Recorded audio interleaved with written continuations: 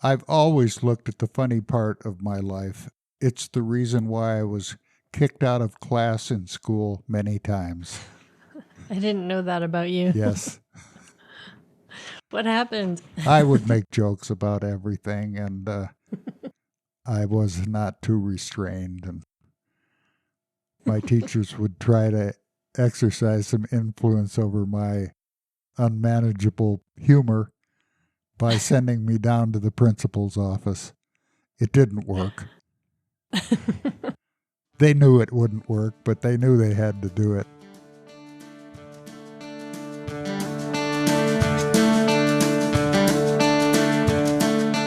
Hello and welcome to Notes from the Beeyard.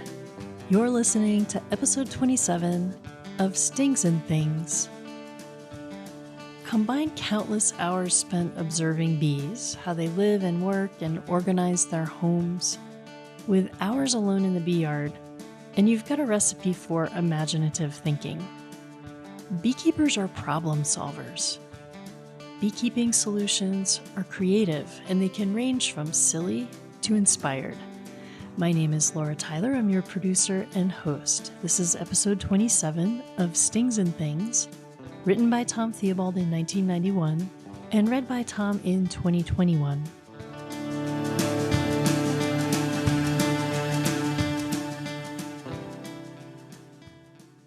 When I first began beekeeping, I acquired a bee yard near the intersection of Cherryvale and South Boulder Road, across from the Van Vliet Ranch. Through a number of ownership changes, I had inherited it from Ted Johnson. Ted had begun keeping bees in Boulder County in 1923, and this was one of his original yards, so the history traced back to at least that point and perhaps went back even further. It was probably the oldest bee yard in the county, and among the oldest along the entire Front Range. It was never a very productive bee yard for me. The honey flow was brief and early in the season, but I stayed there nevertheless. Part of it was the sense of history I felt when I was there. The hand-split cedar posts around the yard were weathered deeply from so many years of exposure to the elements. The fence wire had a soft gray-black patina. Part of it was the setting. South Boulder Road was a relatively quiet country road back then, and set on a little prairie knoll, the bee yard commanded a beautiful view. To the north stretched the hayfields in the floodplain of South Boulder Creek. To the south across the road, the stone buildings of the Van Vliet Ranch and more hayfields. Boulder lay hidden beyond the crest of the knoll, and my western backdrop was the Flatirons, looming high and clear in the liquid morning air of spring. And part of it was that it was my only public bee yard. Only 75 feet from the road, I frequently heard the honk of a horn and looked up to see the occupants of a car waving at me as I worked.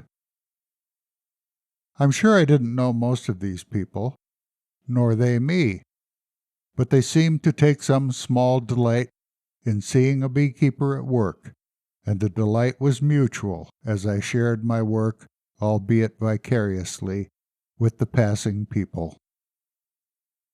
It is with a certain sense of sadness that I pass that place today.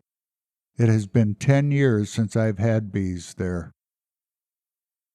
The old posts and fence remain. I didn't have the heart to tear them out. I looked at them as a shred of early county history, but I'm probably the only one who does. I can still remember the song of meadowlarks floating through the morning air, and see the wild iris that bloomed at the gate each spring, but much has changed. The road is a 4-lane freeway now, a conduit for thousands of commuters, and there is a stoplight at the corner. While there is still open space, the air is foul with fumes, and the country feel is gone. I remember this yard for another reason. It was here that I hatched one of my many ideas that beekeepers often do during long days alone. After hours of stooping, bending, lifting, and waving, I was thinking of ways to make the work less tiring. If only I had some convenient way to sit while I examined colonies, without lugging an extra hive body around for a stool. I thought back to an ad I had seen for a golf chair. It was a one-legged affair, like a giant golf tee, and it strapped to your waist. As you golfed or worked, the legs stuck out behind, out of the way, but always at the ready should you choose to sit. That would serve perfectly for the work I do, I thought.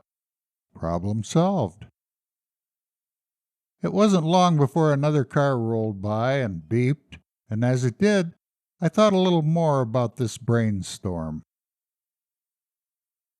How might this arrangement look to my public? Here's this beekeeper, a strange character in most of their books anyway, out working among his bees, with an odd stinger-like appendage sticking from his backside. It was easy enough to imagine what they might think. The king bee, perhaps? A beekeeper who has spent too many hours in the hot sun and fallen too deeply into his craft? Or just another bolder eccentric? Needless to say, I never bought that golf chair. People think a number of things when the subject of bees comes up.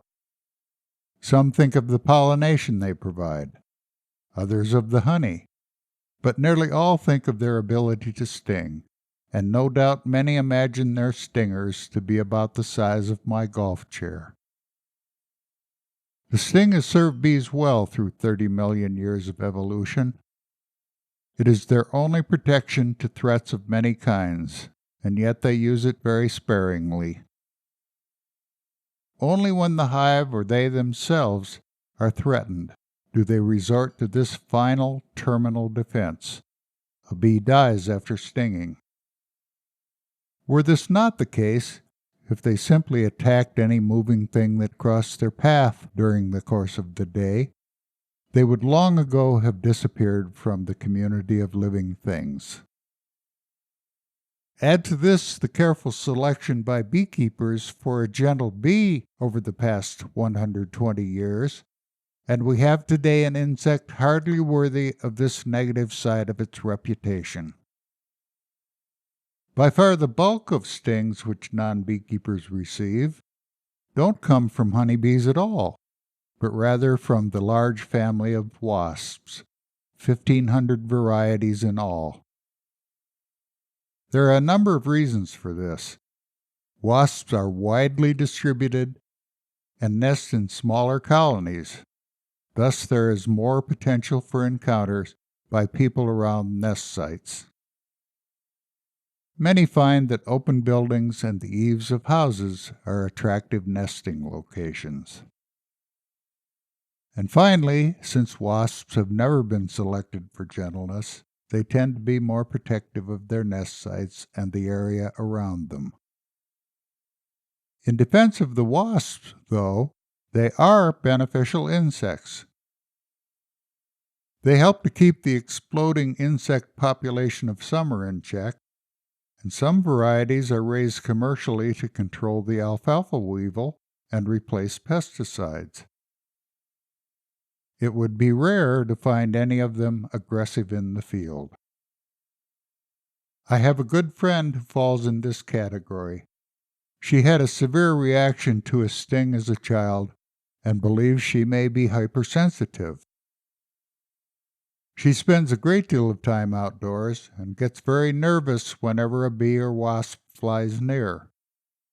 And yet, despite my urgings over a number of years, Pam has yet to see an allergist.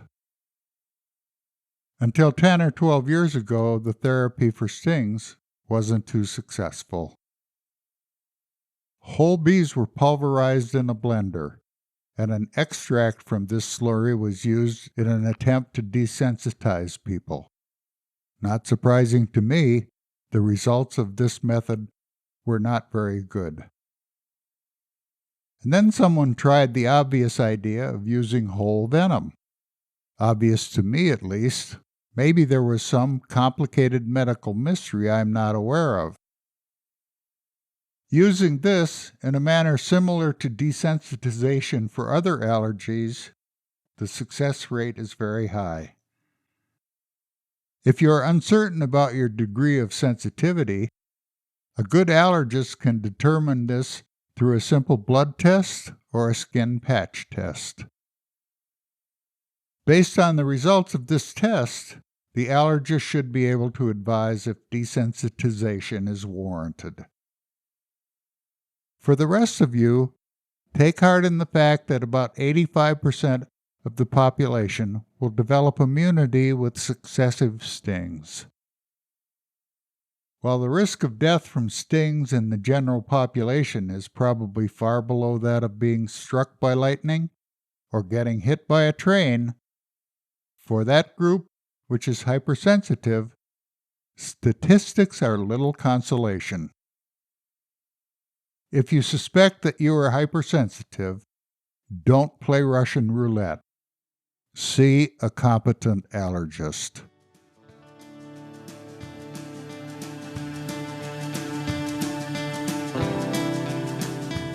Something that you talk about in the beginning of this piece is a connection that you're feeling with a sense of history, the cedar posts. Yes. I believe so on. I believe that fencing around that Beeyard is still there. Really? I haven't been by for several years, but I don't think it's ever been torn out, but I don't think anybody in the county understands its historical significance. Well, tell us about that. What is the historical significance of that piece of land and the fencing? Well, beekeeping goes back all the way to probably to the 1860s. But if that was Ted Johnson's, one of his early yards, that dates that to at least 1923, and he may very well have inherited that bee yard from earlier beekeepers. So I've always had an interest in history, and that's just one of the expressions of my interest. What is interesting to you about history? Because a lot of people are actually not that interested. I just find what came before fascinating, and I'm always looking for the history of places where I am. It's just my nature. I don't know where it came from, but it began at an early age. Do you have a memory of the first time you were interested in history and what came before? I was probably 8 years old, and we had a lady that lived nearby, Miss Godfrey. Miss Godfrey was single. She told me that the house she lived in was one of the first houses built on the lake.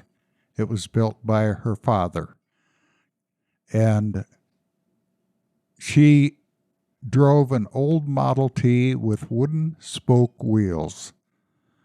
And occasionally when I would be out at the road waiting for the school bus to come, Miss Godfrey would come out and get into her Model T to go somewhere.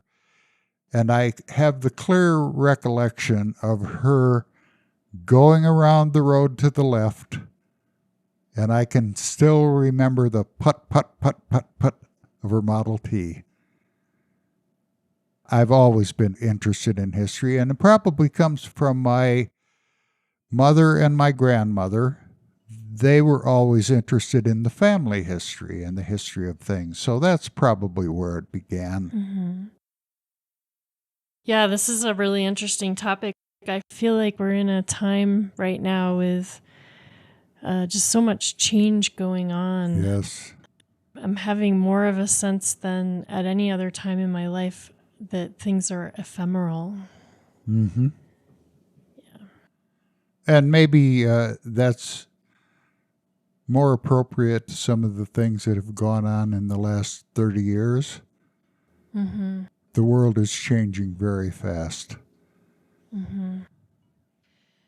If there was one thing that you wanted the local beekeeping community to know and to remember about our history, our beekeeping history here in Boulder County, can you think of what that might be? I would like them to appreciate the role that beekeeping has played not only in the history of Colorado, but in the history of the country. It's more than just an interesting hobby. It's always had an important place in agriculture, in the economy, and in the history of the United States, really. Mm-hmm. It's not a native insect, and we intentionally brought the honeybee across the North Atlantic because it filled very definite needs for us. It pollinated many of the old world plants that we were bringing over. Probably one of the major reasons was that it provided beeswax for candles and many other applications, but candles were the lighting technology of the time. And I think the fact that beeswax occupied such an important role in our lives, that's one of the reasons why the bees were brought over. Mm-hmm. There's something that you say in here where you're talking about one of these ideas hatched, one of these many ideas that beekeepers often have during these long days alone. Yes. Yeah, there is an inventiveness, kind of an ingenuity that seems to come with beekeeping. Well, if you have an imaginative mind and what you're doing is pretty much well known, you know what you're doing with the bees, you don't have to concentrate too hard on what you're doing. You have to be observant. But if you have an inventive mind, ours in the Beeyard alone is a fertile environment for all kinds of things, like the chair. So there's another piece here where you talk about the beekeeper as a strange character, outworking the bees. Well, I do think beekeepers are out there on the edge, but it's really a very basic for anyone who's a naturalist or an outdoor person. It's such a wonderful, rewarding insight into the workings of a very complicated superorganism. So it captures your curiosity very quickly. And yet I think most people are not captured. They're escapees from beekeeping. Well, what do you mean by out on the edge? Well, how many beekeepers do we have in a population of 330 million people? I don't know, you're talking to someone who knows a lot of beekeepers, so it seems like everyone sometimes. I think if you added them all up, though, you would find that it was a small fraction of the population. Yeah.